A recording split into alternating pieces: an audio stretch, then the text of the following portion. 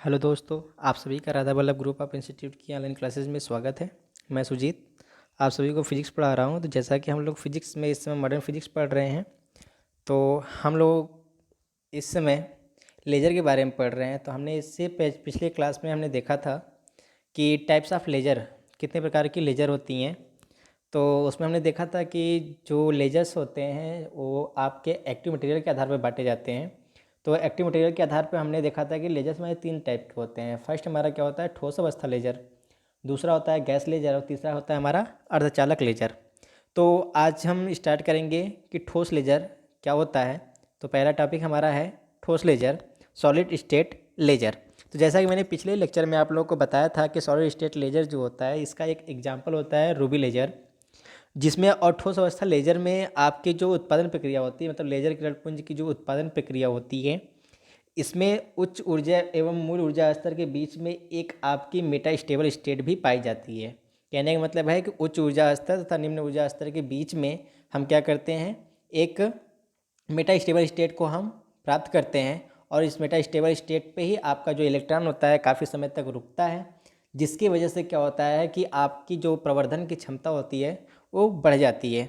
तो इसमें क्या होता है कि आपका ये क्या है, E2 एनर्जी लेवल है और आपका ये क्या है, E1 एनर्जी लेवल है। और इसके बीच में आपका क्या होता है, मेटा स्टेबल एनर्जी होती है। जैसा कि हम जानते हैं कि यहाँ पे हमारा क्या होता है, इलेक्ट्रॉन जो होता है उसकी टाइमिंग ड्यूरेशन कितनी होती है, 10⁻⁸। लेकिन यहाँ पे जो आपका मेटा स्टेबल स्टेट होता है, यहाँ का आपका जो टाइम ड्यूरेशन होता है क्या होता है, 10⁻³ जब यहाँ पे क्या होता है कि जो आपका समय जो होती है इलेक्ट्रॉन रुकने का, ठहरने का जो समय होता है, उसका मान जब बढ़ जाता है, तो इस कारण से क्या होता है यहाँ पर कि जो आपके इलेक्ट्रॉन होते हैं उनकी जो लेजर प्रकाश उत्पन्न करने की जो प्रवर्धन क्षमता होती है उसका मान भी क्या होता है, बढ़ जाता है।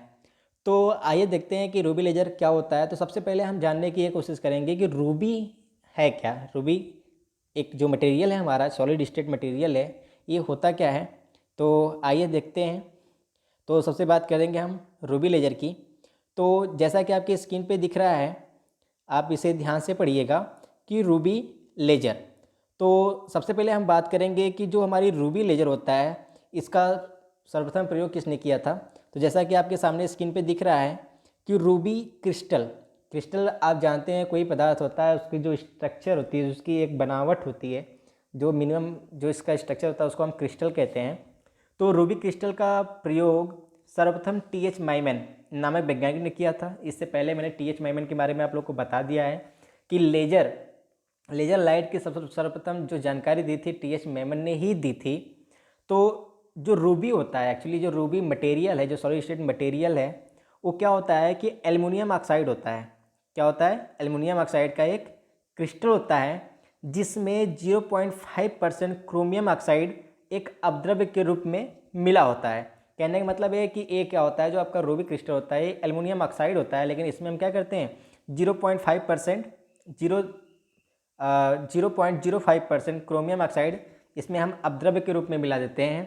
कहने का मतलब ये है कि अगर हमारा उनमें एल्युमिनियम ऑक्साइड है तो उसमें हमारे 0.05% क्या होते हैं, क्रोमियम आयन आकर के सम्मिलित हो जाते हैं। तो इसी जो अपद्रव्य की वजह से आपका जो एल्युमिनियम ऑक्साइड का जो कलर होता है वो कैसा हो जाता है, गुलाबी हो जाता है। रूबी का मतलब होता है गुलाबी कलर। तो इस प्रकार से आपका जो रूबी है, रूबी क्रिस्टल के अंदर हमारे क्या होते हैं, क्रोमियम आयन यहाँ पे आ जाते हैं, जगह ले लेते हैं, और इन्हीं की वजह से आप क्या, जो एल्युमिनियम ऑक्साइड होता है उसका कलर कैसा हो जाता है, गुलाबी रंग हो जाता है, जिसकी वजह से इसको हम रूबी कहते हैं।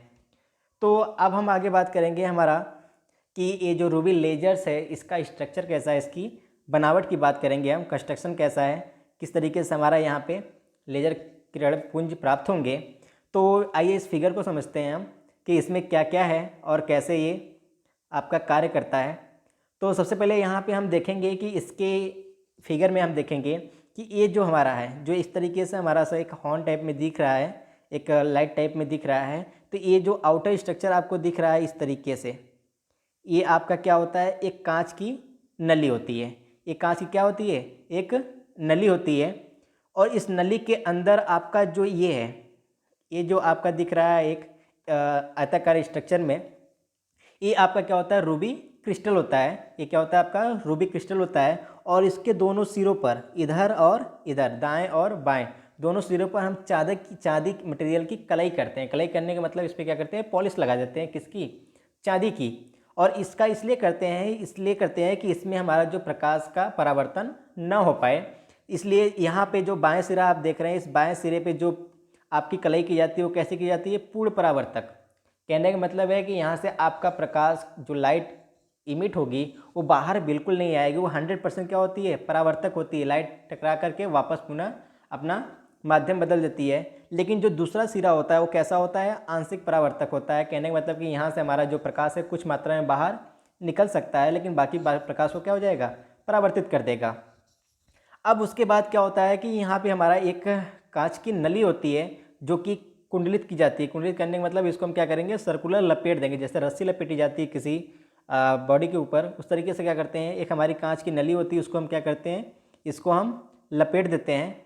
तो अब ये लपेटने के बाद ये क्या है, खोखली हमारी नली है, और साथ में एक नली और हम लपेटते हैं। ये नली हमारी क्या होती है, कूलेंट के लिए यूज होती है। क्योंकि यहाँ पे जब लाइट इमिट होती है, जब हमारे बहुत सारे इलेक्ट्रॉन क्या होते हैं, उत्तेजित होते हैं और प्रकाश पुंज जब उत्पन्न करते हैं तो ढेर इसकी इंटेंसिटी जो होती है बहुत ज़्यादा होती है। यहाँ पे जो आपकी जो तीव्रता होती है बहुत ज़्यादा होती है, जिसकी वजह से हीट भी जनरेट होता है। तो हीट जब जनरेट होता है तो उस सिस्टम को ख़राब न कर दे, हमारे हीट जो एक्सेस मात्रा में हो जाएगी, बहुत ज़्यादा मात्रा में हो जाएगी, तो ये पूरे सिस्टम को ख़राब न कर दे। इसकी वजह से हम क्या करते हैं, एक कूलेंट, एक पाइप और हम क्या करते हैं, इसको लपेट के गुजारते हैं, और उसके अंदर हम क्या करेंगे, कूलेंट को प्रवाहित करेंगे, जिसकी वजह से हमारा जो पूरा का पूरा टेम्परेचर वो मेंटेन रहे। तो और उसके बाद जो हमारा ये दीप्त विसर्जन नलिका होती है, आपका ये जो दीप्त विसर्जन नलिका यहाँ पे आपको दिख रही है, ये दीप्त विसर्जन नलिका में हमारा क्या होता है, जिनान गैस भरा होता है। कौन सी गैस भरी होती है, जिनान गैस इसके अंदर भरी होती है।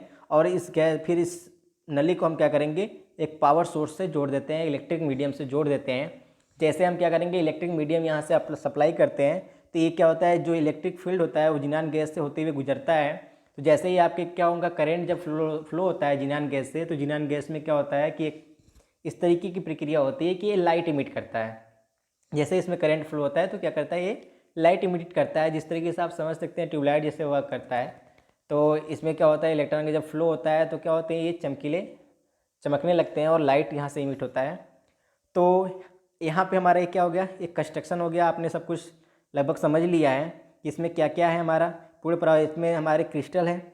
और ये क्रिस्टल की साइज़ अगर आप जानना चाहते हैं तो हम अभी नीचे हम पूरा आप लोगों के इसके पूरे कंस्ट्रक्शन के बारे में हमने लिखा है। तो आइए नीचे हम देख लेते हैं क्या क्या है यहाँ पे कंस्ट्रक्शन में।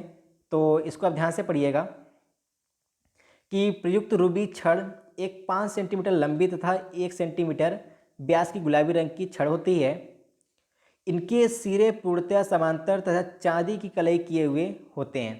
कहने का मतलब इनके दोनों सिरों पर क्या करते हैं, हम चांदी की पेंटिंग कर देते हैं, पॉलिश कर देते हैं। और इस छड़ के एक सिरा पूर्णतः परावर्तक होता है। क्या होता है, 100% परावर्तक होता है, यहाँ से कोई भी लाइट पास नहीं हो सकती है। तथा दूसरा सिरा क्या होता है, आंशिक परावर्तक होता है। कहने का मतलब यहाँ पे हम लगभग 8% से 10% तक हमारी लाइट को हम ट्रांसफ़र कर सकते हैं, बाकी ये क्या करता है, परावर्तित कर देता है। और ये सिस्टम आपका जो होता है, पूरा का पूरा जो सिस्टम होता है वो क्या होता है, एक कांच की नली के अंदर रखी रहती है, जिस पर एक कुंडलित दीप्त विसर्जन नलिका लिपटी होती रहती है। एक हमारी क्या होती है, सर्कुलर कुंडलीकृत हमारी एक नलिका होती है। और इस नली में कौन सी गैस होती है हमारी, जिनान गैस। इस नली में कौन सी गैस होती है हमारी, जिनान गैस भरी रहती है। तो अब ये हमारा एक कूलेंट, जैसा कि फिगर हमारा दिख रहा था, एक कूलेंट नली भी होती है जिसके बारे में लिखा नहीं गया, लेकिन आप समझिएगा इसको। आगे हमें देखना है कि प्रचालन, इसका ऑपरेशन, कहने का मतलब ये कैसे वर्क करता है। तो सबसे पहले हम जानेंगे कि इसका कंस्ट्रक्शन हमने देख लिया, तो अब हमारा इसका वर्किंग प्रिंसिपल देखना है कि किस तरीके से वर्क करता है। तो क्रोमियम आयन की बात करें अगर हम, क्योंकि इसमें हमारा जो लेजर इमिट होगा वो किसके कारण होगा, क्रोमियम आयन की वजह से ही होगा। इसमें जो हमारा लेजिंग एलिमेंट है वो एक तरह से क्या है, क्रोमियम है। तो अगर हम बात करेंगे यहाँ पे कि क्रोमियम आयन के मूल अवस्था E1 के ऊपर हमारे मुख्यतः 2 ऊर्जा अवस्थाएं होती हैं, जिनको हम क्या क्रमशः क्या कहते हैं, E2 और E3। तो E2 के कुछ नीचे एक अवस्था पाई जाती है जिसको हम कहते हैं मित स्थायी अवस्था, और जिसको हम शो कर रहे हैं किससे, m से शो कर रहे हैं। और जैसा कि हम जानते हैं किसी भी मित स्थायी अवस्था की जो टाइम ड्यूरेशन होता है, समय काल होता है, कितना होता है, 10⁻³ सेकेंड होता है, या तो फिर इससे भी ज़्यादा हो सकता है। तो जहाँ पर हम जानते हैं कि मित स्थायी अवस्था होती क्या है, मित स्थायी अवस्था ये वह अवस्था होती है जहाँ पर परमाणु जो होता है उत्तेजित अवस्था में काफ़ी समय तक रहता है। जैसा कि हम जानते थे इससे पहले कि हमारी एक ऊर्जा उच्चतम ऊर्जा स्तर में जब हमारा इलेक्ट्रॉन उत्तेजित होकर पहुंचता है तो वहाँ पे 10⁻8 सेकेंड तक रुकता है। लेकिन एक हमारी स्टेबल कुछ ऐसे मटेरियल होते हैं, सक्रिय पदार्थ होते हैं, जिनमें हमारा क्या होता है, मेटा स्टेबल स्टेट की कंडीशन पाई जाती है। और उस कंडीशन में हमारा जो इलेक्ट्रॉन होता है वो कितना होता है, 10⁻³ सेकेंड या उससे ज़्यादा भी रुक सकता है। तो यहाँ से इसके एनर्जी लेवल डायग्राम्स हम समझते हैं कि क्या क्या है यहाँ पर। देखिए हमने यहाँ पे क्या है, ग्राउंड लेवल एनर्जी हमने दिखाया यहाँ पे, ये क्या है हमारा E1 है, ठीक है, जिसको हमने क्या कहा, मूल अवस्था कहा है। और हमने यहाँ पे इसके ऊपर दो एनर्जी लेवल दिखाए हैं, E2 और E3। अब कोई भी परमाणु जब उत्तेजित होगा, अब हम क्या करेंगे यहाँ पे, पूरा प्रोसेस समझिएगा। हमने जैसा फिगर में अभी देखा था, तो फिगर में हमने देखा था कि हमने क्या किया था कि जो हमारी कांच की नली थी, यहाँ पे देखिएगा ध्यान से, जो हमारी यहाँ पे कांच की नली है जिसके अंदर हमारा जिनान गैस भरा हुआ है, इसको हमने क्या किया है, पावर सप्लाई से जोड़ा हुआ है। और जैसे ही हम क्या करते हैं कि पावर को ट्रांसमिट करते हैं, सप्लाई को ऑन करते हैं, तो इसके अंदर क्या होता है कि हमारी जो जिनान गैस है उसमें इस तरीके करंट फ्लो होता है, और वो क्या होता है, प्रकाश को इमिट करता है। और जैसे ही प्रकाश को इमिट करेगा तो ये प्रकाश ऊर्जा जो होती है वो रूबी लेजर को प्राप्त होती है। और रूबी लेजर के अंदर जो क्रोमियम आयन होता है इस प्रकाश फोटान एनर्जी को कलेक्ट कर लेता है, और कलेक्ट करने के बाद इसकी जो इलेक्ट्रॉन होते हैं जो मूल अवस्था में होते हैं वो क्या होते हैं, उत्तेजित होकर के उत्तेजित अवस्था में आ जाते हैं। तो उत्तेजित अवस्था में आने के पश्चात हमने जैसे देखा कि इनके पास एनर्जी लेवल कितने होते हैं, दो उच्चतम हाईएस्ट जो उच्चतम ऊर्जा अवस्था कितनी है, दो हैं, E2 है और E3 है। तो आपका क्या होगा, जो इलेक्ट्रॉन एनर्जी प्राप्त करेगा वो दो एनर्जी प्राप्त करेगा, मूल अवस्था से कहाँ जाएगा, एक आपका क्या आ जाएगा E2 में, और दूसरा का कहाँ तक जाएगा, E3 में। तो अब E2 और E3 दो कंडीशन हमारी क्या हो जाएंगी, पाई जाएंगी। अब उसके बाद जैसे ही ये अपने उच्चतम ऊर्जा स्तर में पहुंचेगा तो 10⁻8 सेकेंड तक वहाँ रुकने के पश्चात ये क्या करेगा, स्वतः उत्सर्जित होगा। स्वतः उत्सर्जित होगा तो फिर कहाँ आएगा, E3 से मेटा स्टेबल स्टेट M तक, और E2 से भी कहाँ आएगा, मेटा स्टेबल स्टेट M तक। दोनों क्या करेंगे, आके मित स्थायी अवस्था में रुकेंगे। तो मित स्थायी अवस्था में जब रुकेंगे तो यहाँ पे रुकने के पश्चात अब यहाँ पे क्या होगा, इलेक्ट्रॉन आपका कुछ देर तक रुकेगा, क्योंकि हमने जाना है कि यहाँ पे आपका जो इलेक्ट्रॉन होता है वो काफ़ी देर तक रुकता है। तो काफ़ी देर तक यहाँ पे रुकेगा इलेक्ट्रॉन, ठीक है। तो अब क्या करेंगे, इलेक्ट्रॉन जो उत्तेजित इलेक्ट्रॉन थे वो क्या करेंगे, E2 और E3 दोनों कक्षाओं से कहाँ आकर रुकेंगे, मेटा स्टेबल स्टेट M पर आकर के रुकेंगे। तो यहाँ से यहाँ तक जो आने के बाद जो ये एनर्जी प्रोड्यूस करते हैं, जो प्रकाश प्रोड्यूस करते हैं, वो हमारे प्रकाश किसी काम के नहीं होते हैं। लेकिन मेटा स्टेबल स्टेट आने के पश्चात जब ये यहाँ से आपका मेटा स्टेबल स्टेट से जब ये यहाँ से क्या होते हैं, अपने ग्राउंड लेवल एनर्जी पे आते हैं, मूल अवस्था पे जब आते हैं, तो यहाँ पे क्या करता है कि ये प्रकाश फोटान को उत्सर्जित करता है, और जिसका मान किसके बराबर होता है, h के बराबर होता है। तो जब ये प्रकाश फोटान यहाँ से उत्सर्जित करता है तो ये प्रकाश फोटान क्या होता है कि आपका जो रूबी क्रिस्टल होता है इसके अंदर और रूबी क्रिस्टल के समांतर अपना क्या होता है, गतिमान हो जाता है। और गतिमान होने के पश्चात जैसा कि यहाँ पे आप लोग देख रहे हैं कि आपका जो गतिमान होने के पश्चात जो आपका रूबी लेजर से आपका जो फोटान उत्सर्जित होता है उसका जो मान होता है वो कितना होता है, 6943 एंगस्ट्रॉम का लाल प्रकाश के फोटान का उत्सर्जन होता है। और यह फोटान रूबी छड़ के समांतर जो, क्योंकि जो रूबी छड़ है आपका क्या हो, एक आयताकार काट का सेक्शन है यहाँ पे, तो ये क्या होता है कि आपका इसके समांतर गतिमान होकर के इसके सिरों के बीच में बार बार क्या करेगा, टकराएगा। और इसके सिरे जैसा कि हम जानते हैं कैसे हैं, ये पूर्ण परावर्तक है। जब परावर्तक है तो ये क्या करेगा, इनको क्रॉस नहीं कर पाता है, तो टकराने के पश्चात क्या होता है, उसी में गतिमान रहता है। और ये तब तक गतिमान रहता है जब तक कि किसी और उत्तेजित आयन से न टकराए। तो इसी दौरान क्या होता है, ये किसी उत्तेजित आयन से टकरा करके उद्दीप्त उत्सर्जन द्वारा अपने ही समान दूसरा फोटान उत्पन्न कर लेता है, क्योंकि जैसे ही लाइट प्रकाश जो हमने जिनान गैस द्वारा प्राप्त किया था तो उससे कोई एक परमाणु उत्तेजित तो नहीं हुआ होगा, कई सारे परमाणु उत्तेजित हुए होंगे। तो किसी एक परमाणु से आपका क्या हुआ कि एक कोई hν एनर्जी का प्रकाश फोटान, लाल प्रकाश फोटान उत्सर्जित हुआ।